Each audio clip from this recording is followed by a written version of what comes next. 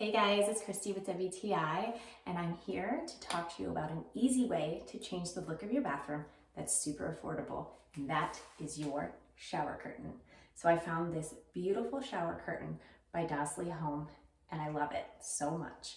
The first thing that drew me to this shower curtain were the tassels.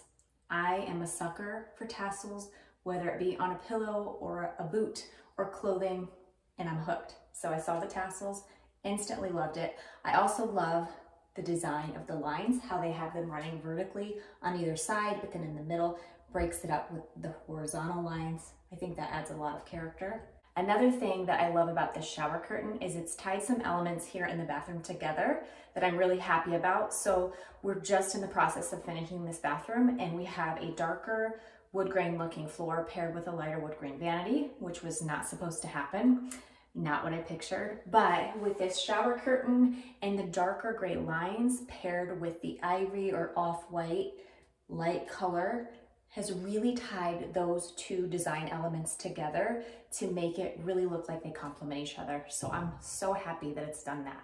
So if you like lots of textures or tassels like I do, and you want a little boho vibe to your bathroom, you're gonna love this shower curtain without a doubt. And that's my point of view.